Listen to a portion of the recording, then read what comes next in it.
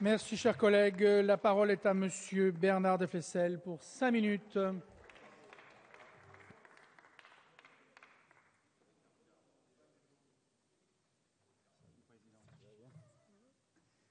Bon, Monsieur le Président, Monsieur le Ministre, mes chers collègues, Madame la Présidente, premier budget de la défense du quinquennat de François Hollande, mes chers collègues, confirme que pour la gauche, la défense, malheureusement, n'est pas une priorité. Eh oui, mes chers collègues, elle figurait d'ailleurs à l'avant-dernier rang du programme présidentiel du candidat socialiste. Candidat aujourd'hui président qui n'a pas cru, bon d'élever celle-ci au rang de ses priorités en n'augmentant pas, comme pour d'autres ministères, ses moyens humains et financiers. Bref, ce budget marque également une absence de vision stratégique, prétextant comme alibi la préparation de la prochaine loi de programmation militaire.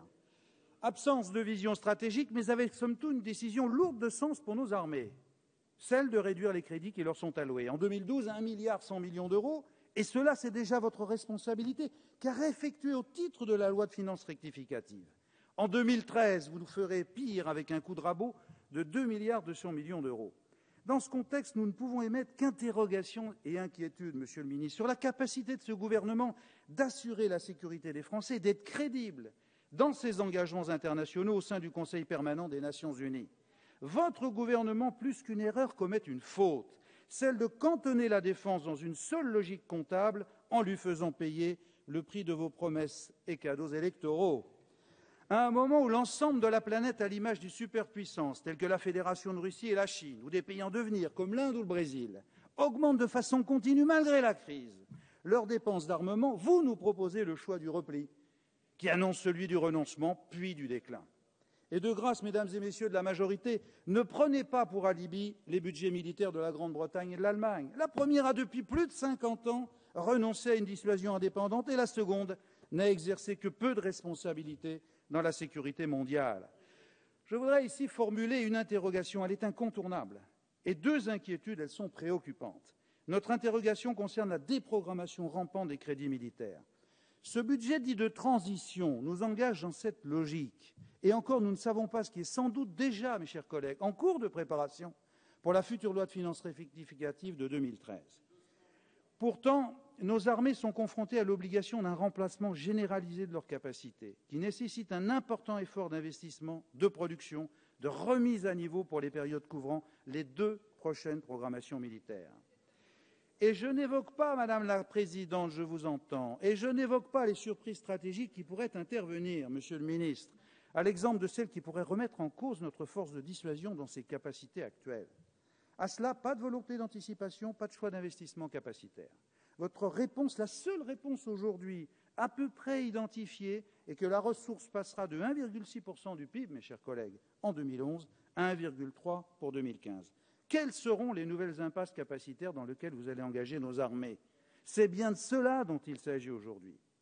Nos inquiétudes, ensuite, elles portent autant sur la dévalorisation de la fonction militaire que sur la rupture programmée de certaines de nos capacités d'action, et notamment celle de l'armée de terre.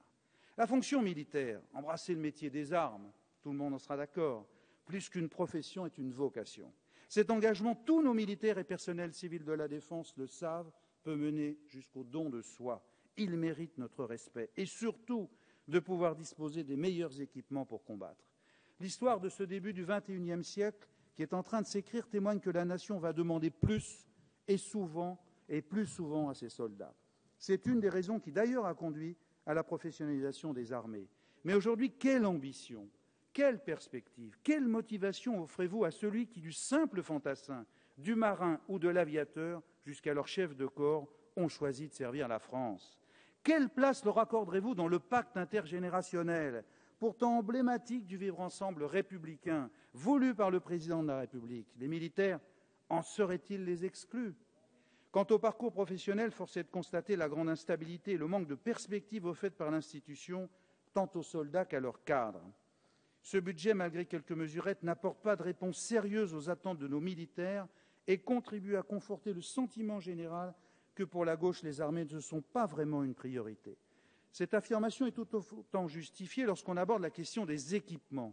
Vos prédécesseurs, Monsieur le Ministre, avaient acté entre la nation et les armées un niveau de modernisation suffisant en contrepartie de la réduction de leur format. Avec ce gouvernement, c'est l'application du double moins, moins de militaires, moins d'équipements. Alors que la réalité géostratégique conduit immanquablement notre pays à plus d'engagement. La Libye, le Mali, la Corne de l'Afrique, le Golfe arabo-persique, sans parler de la poursuite de notre présence en Afghanistan, malgré le processus de retrait engagé. Pour cela, il faut un volume de forces interarmées suffisant et cohérent.